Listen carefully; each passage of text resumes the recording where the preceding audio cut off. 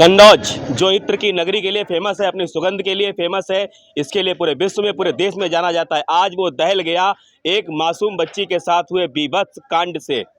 एक आरोपी जिसका नाम बताया जा रहा है सोनू, जिसने 3 वर्ष की बच्ची के साथ ना सिर्फ दुष्कर्म करने का प्रयास किया, उसके साथ दुष्कर्म किया, बल्कि उसको गंभीर चोटें भी पहुंचाई।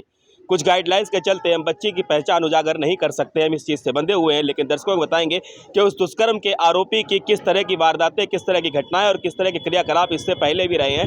हमारे साथ इस वक्त उसके ही मोहल्ले कुछ लोग। ये बताइएगा बहन जी, ये जो आरोपी है, दुष्कर्म का आरोपी जिसने ये हरकत की बच्ची के साथ में, इसका पहले भी इस तरह का कोई व्यवहार रहा है? 4 बार हो चुका है। 4 बार ये काम कर चुके हैं। 4 बार इस तरह की हरकत की उसने, अलग अलग बच्चियों के साथ में। जो 5वीं बार काम किया है। ये 5वीं बार किया है। जब 4 बार उसने ऐसी घटना की तो आपने पुलिस को जानकारी दी थी? अब मेरा मोहल्ला की बात नहीं थी, जो रामगंज है इस मोहल्ला की बात थी। मेरी बच्ची वहाँ रहती थी मेरे गाँव में। अच्छा, आप लोग खाने देवर के रहने वाले हैं? खाने देवर की बच्ची इससे पहले काम किया? इससे पहले जो खाने देवर से पहले बार काम किया। तो आपको क्या लग रहा है, ये अपराधी जो है, इस तरह का ये दुष्कर्म का जो आरोपी है, इस तरह का इसका व्यवहार हमेशा से रहा है, तो ऐसा व्यक्ति जनता के बीच रहने के लायक नहीं है? फिर ये आज तक आप लोग मध्य कैसे बना रहा? अब जो लोग जाने, जो ग्रामगंज वाले जान सकते हैं, ये मार सकते हैं, जानते हैं।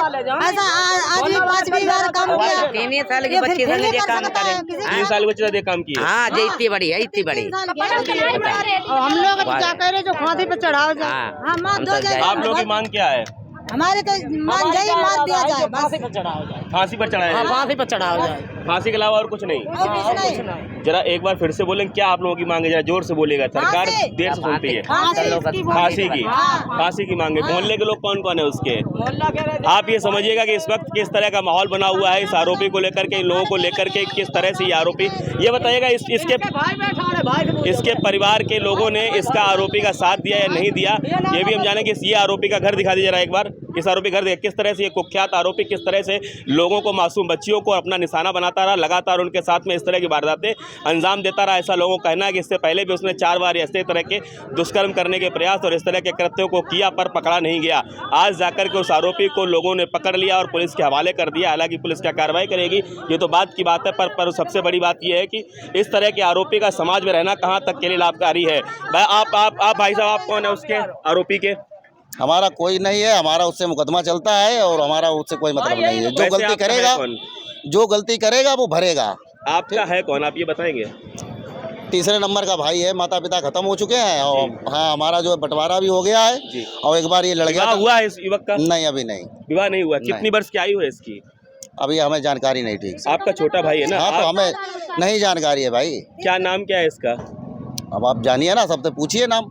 नहीं, आप ये बताइएगा, आपका मुकदमा चल रहा है इस तरह का आरोपी? सोनू नाम है, सोनू। इस तरह का आरोपी है जो पिछले 4 बार से लगातार कई बच्चों को 4 बार से जो लोग मान लो बता रहे हैं, तो वो अपना एप्लीकेशन, हम तो पिछले बार भी गए थे कोतवाली, लेकिन कोई एप्लीकेशन जिनने दिया उन्होंने से मारपीट कर दिया था। अच्छा, मारपीट कर दिया, लेकिन उसमें भी मैं नहीं बोला जी। ठीक, वो 15-20 दिन रहा अपने, अब चला, हमें मतलब ही नहीं, हम अपना दुकान की कापी किताब हो गया, हम भी मीडिया से हैं। अच्छा, आप भी मीडिया से ही हैं? हाँ। अच्छा, आप भी मीडिया से हैं, मतलब इस तरह के आरोपी का आप भी साथ देना नहीं चाहते हैं? बिल्कुल नहीं। हमने साफ कह दिया था, जैसे हमें जानकारी हुई, तुरंत कहा इनके लड़कों, हमने इसे मारते हुए ले जाइए कोतवाली जी, और ले गए। मारने का अधिकार तो खैर मान लो किसी को नहीं ले गए। नहीं भाई, देखिए किसी का ऐसी बात होती है तो सबका खून खौलता भैया, इज्जत वाली बात होती है। तो आपको पता है कि मारने का और फिर हाँ, हमें भी ये है कि जो करेगा वो अपना भरेगा भाई।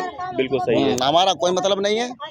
ठीक है। तो ये हमारे साथ में आरोपी के बड़े भाई थे, उन्होंने बताया कि इस तरह की वारदातें जब पहले हुई थी तो उन्होंने इस बात की जानकारी पुलिस को भी दी थी। हालांकि पर किसी दबाव के चलते उन लोगों ने इस दुष्कर्म की वारदात को छुपाया या दबाया था उस समय, तत्कालीन समय पर। लेकिन अब इस तरह की वारदात जब खुलकर के सामने आ चुकी है कि एक मासूम बच्ची के साथ इस तरह के लगातार आरोप कर लगातार आदतन अपराधी बन चुके आरोपी का समाज में खुले घूमना कहाँ तक न्यायोचित है, कहाँ तक जनता और उसके लोग यहाँ पर सुरक्षित हैं, किस तरह के लोग इस समाज में हमारे बीच में रहते हैं, कैसे माँ बाप अपनी छोटी छोटी बच्चियों को और बच्चों को बाहर निकलने दे, आखिर कैसे ही कोई भरोसा करे।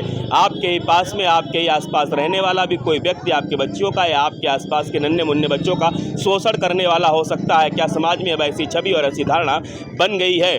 आखिर कब तक बच्चियाँ ऐसे आरोपियों के हत्थे चढ़ती रहेंगी और अपनी इज्जत से खिलवाड़ होता हुआ देखती रहेंगी आखिरकार समाज के सामने सच कब उजागर होगा और कब समाज को इन सब चीज़ों से छुटकारा मिल करके उसे न्याय मिलेगा। कैमरामैन के साथ मैं हिमांशु द्विवेदी, कन्नौज।